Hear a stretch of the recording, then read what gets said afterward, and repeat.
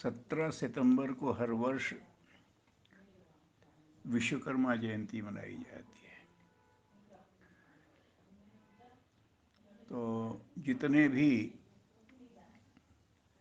कुशल कारीगरों के संस्थान हैं जो कुछ निर्माण आते हैं, प्रोडक्शन करते हैं, वो सब मनाते हैं, वो चाहे हिंदू हों चाहे मुसलमान हो चाहे क्रिश्चियन हो। विश्वकर्मा जयंती, विश्वकर्मा पूजा हर फैक्ट्री में होती है। तो ये क्या है, भगवान ने जब सृजन किया तो वो विश्वकर्मा रूप था, जब पालन करते हैं तो विष्णु रूप है, जब संतान बनाते हैं तो शिव रूप हैं।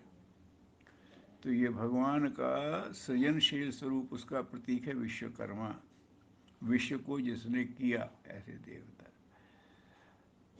अब वैसे लोगों ने, कुछ लोगों ने, किसी ने अपने अपने वर्ग में सीमित करने की कोशिश की है, लेकिन ऐसा है नहीं है। विश्वकर्मा तो सबके हैं, भगवान ने सृष्टि की है। तो वो कुशलता,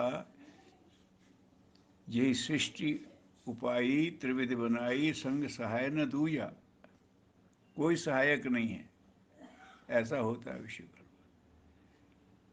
3 गुणों से युक्त बनाई, कोई सहायक नहीं था, अपने ही तमाम स्वरूप बना दिए। तो ऐसे विश्वकर्मा की जयंती है, और जितने भी सृजन कार्य हैं उसे वो करने लगते हैं, तो भगवान का विश्वकर्मा स्वरूप है। गुरुदेव भी कहते थे आज के युग में कि इस समय भगवान की दोनों शक्तियाँ सक्रिय हैं, एक विश्वकर्मा शक्ति और एक महाकाल शक्ति।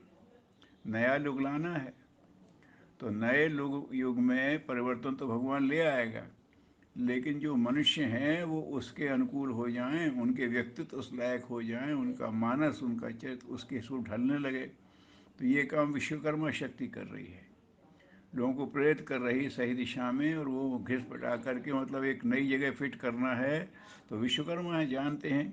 जो सहमत हो जाता है उसके व्यक्तित्व में सुधार करके नए युग के हिसाब से खड़ा कर देते हैं, ये विश्वकर्मा शक्ति है। लेकिन जो नहीं मानता, अपनी जड़ता पे अटका हुआ है, तो फिर महाकाल का पंजा आता है, उसे उठा करके सीधा गलाने वाली भट्टी में, जहाँ तरफ हो जाएगा ब्लास्ट फर्नेस, उसमें डाल देता है। चल, अब तेरा अस्तित्व ही समाप्त है, तेरे से अब नया बनाएंगे, इस रूप में तू मानने को तैयार नहीं है। तो जो व्यक्ति भगवान के अनुशासन को मानने को तैयार हैं, जो समझ रहे हैं, लेकिन सामर्थ्य कम है, तो विश्वकर्मा चेतना उनको नए युग के अनुरूप ढाल करके सीधा खड़ा कर देगी। और जो नहीं मानेंगे तो उन पर फिर महाकाल की शक्ति आएगी, वो तो काल को पकड़ के ज़बरदस्ती मोड़ देने का उनका पंजा है ना। महाकाल की चली सवारी, गुरुदेव ने गीत लिखवा, चलो साथ हो जाएंगे।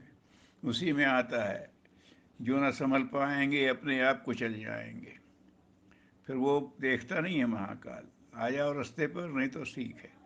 तो ये दोनों शक्तियाँ कर रही हैं। तो भगवान विश्वकर्मा जो हैं वो नए सृजन के, भगवान की सृजनशील कौशल के, उनकी सृजनशील क्षमता के प्रतीक हैं। ऐसे सृजनशील के प्रति सबको झुकना चाहिए कि मनुष्य का गुण, मनुष्य इसीलिए है कि वो सृजन कर सकता है। और जितने प्राणी हैं वो अपना बया पर जैसा घोंसला चुन लेती है, बना लेती है, लेकिन जंगल का राजा बना नहीं सकता, वो अपनी गुफा ढूंढता है, साहब बनाता है, जिसको जो दिया उसी सीमा में है। लेकिन मनुष्य में क्षमता के अपनी सृजन क्षमता को विकसित करता चला जाता है। और ये ज्ञान विज्ञान युक्त इतना विशाल समाज का तंत्र खड़ा कर दिया है, विश्व तंत्र। ये मनुष्य के अंदर की, ये विश्वकर्मा शक्ति का ही काम है जो उसके अंदर है।